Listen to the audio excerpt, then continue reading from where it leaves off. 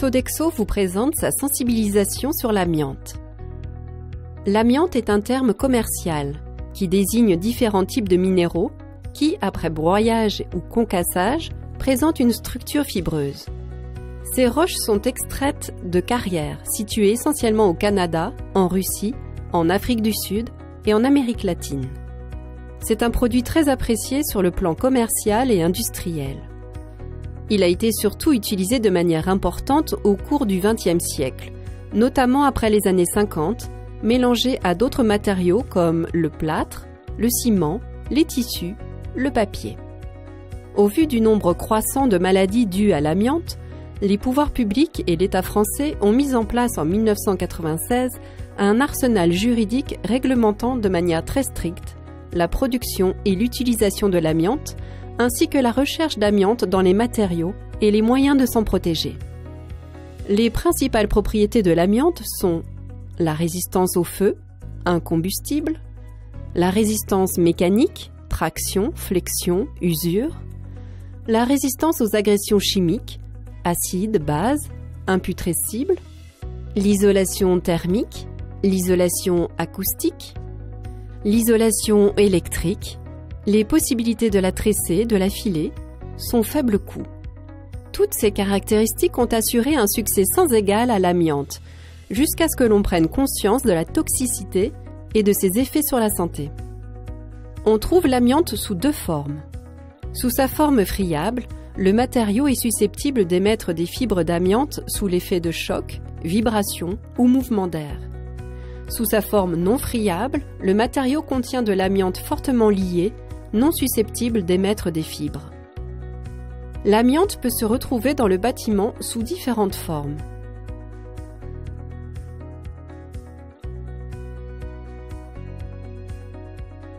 Mais aussi dans l'industrie.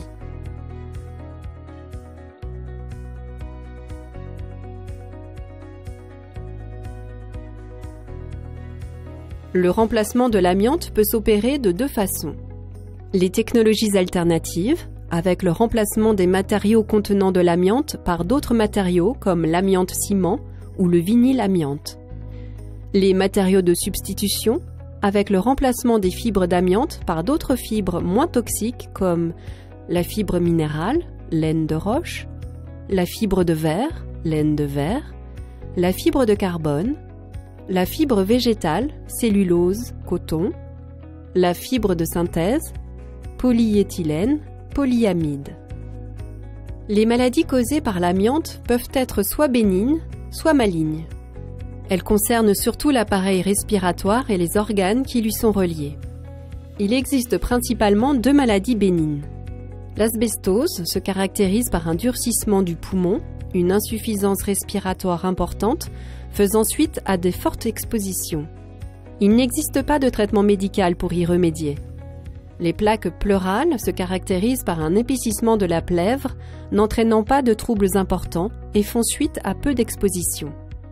D'après les études médicales, il semblerait que ce type de maladie n'apparaisse pas avant 20 ans après les expositions à l'amiante.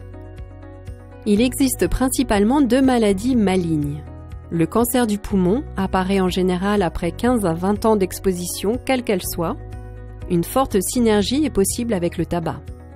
Le mésothéliome pleural ou cancer de la plèvre est lié à la nature des fibres inhalées et spécifique à l'amiante.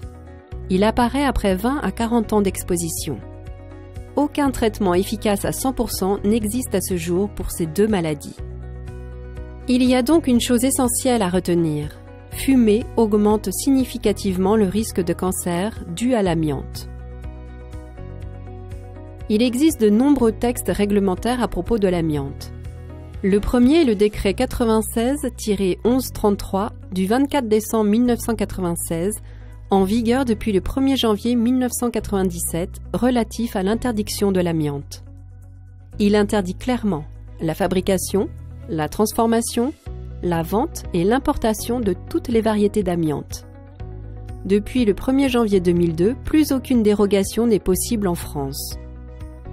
Le décret 96-97, en vigueur depuis le 7 février 1996, est relatif à la protection de la population. Ce décret engendre diverses actions.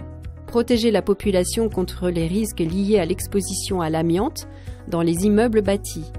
Il décrit les obligations des propriétaires. Imposer la réalisation de 2 documents relatifs à la recherche d'amiante dans les locaux. Le diagnostic amiante, DA, et le dossier technique amiante, DTA. Ces opérations ne peuvent être réalisées que par une personne appelée contrôleur technique ou technicien de la construction. Elle a suivi une formation certifiée. Une autorisation de travail ainsi qu'un plan de prévention doivent être rédigés pour les opérations de repérage. Le DTA est obligatoirement joint au plan de prévention. Le diagnostic amiante concerne la recherche d'amiante dans les flocages, les calorifugages et les faux plafonds. Cette recherche s'effectue sur des bâtiments dont le permis de construire est antérieur au 1er juillet 1997. L'organisme de contrôle doit obligatoirement évaluer l'état de conservation des matériaux amiantés détectés. Si l'état est bon, N1, un nouveau contrôle est à réaliser tous les 3 ans. Si l'état est moyen, N2, une mesure d'empoussièrement est à réaliser avec une valeur limite de 5 fibres par litre. Si une concentration inférieure est trouvée, un nouveau contrôle est à réaliser tous les 3 ans. Si une concentration supérieure est trouvée, des travaux de confinement ou de réhabilitation seront à réaliser tous les 3 ans. Si l'état est mauvais, N3, des travaux de confinement ou de réhabilitation sont à réaliser dans l'année. Le diagnostic technique amiante concerne la recherche d'amiante, friable et non friable, dans les matériaux accessibles sans travaux de démolition. Il reprend en partie les données du diagnostic amiante. Le DTA concerne l'ensemble des bâtiments, à l'exception des maisons et logements individuels. Il doit contenir les éléments suivants: localisation des matériaux amiantés, état de conservation des matériaux, suivi des travaux de dépose, désamiantage, confinement, consigne générale de sécurité, prévue pour les usagers, une fiche récapitulative. L'investigation est effectuée de manière visuelle sur les équipements accessibles sans travail destructif. En cas de doute, le contrôleur détermine les prélèvements et analyses nécessaires pour conclure. Le décret 96-98, remplacé par le décret 2006-761 du 30 juin 2006, est relatif à la protection des travailleurs exposés à l'amiante, quelle que soit sa forme, friable ou non. Il décrit clairement les obligations des employeurs envers leurs collaborateurs. Le chef d'établissement doit alors évaluer et identifier les risques d'exposition à l'amiante, fournir un mode opératoire et s'assurer de son application, fiche d'intervention, former ses salariés, informer les autres salariés, intérimaires, apprentis, sous-traitants, inclure le risque amiante dans le plan de prévention, fournir les moyens de protection adéquats, EPI, assurer le suivi médical des salariés exposés. Les démarches préalables à retenir sont les suivantes. Sur les lieux de travail, un affichage de la présence d'amiante est à réaliser par le propriétaire. Lors d'un nouveau contrat, il faut demander le DA et le DTA au client. Les collaborateurs affectés sur le site doivent être informés du contenu des documents, DTA et plan de prévention. Le personnel des entreprises sous-traitantes doit bénéficier également de l'ensemble des informations par le biais du plan de prévention. Des équipements de protection individuelle doivent être mis à disposition si nécessaire. Enfin, l'arrêté du 22 décembre 2009 concernant les modalités de formation des travailleurs à la prévention des risques liés à l'amiante est à retenir.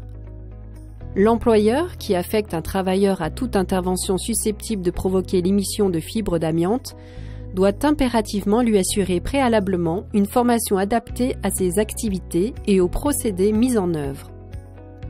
Pour les opérations de maintenance, 2 types de personnel sont concernés: les encadrants et les opérateurs. La formation comprend des enseignements théoriques et pratiques. La durée de la formation initiale est de 5 jours pour les encadrants et de 2 jours pour les opérateurs. Une visite médicale est obligatoire pour obtenir l'aptitude au port du masque de protection des voies respiratoires.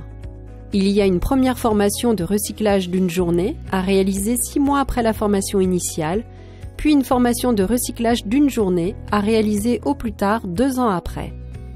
Enfin, il est prévu une évaluation des acquis en vue de la délivrance d'une attestation de compétences.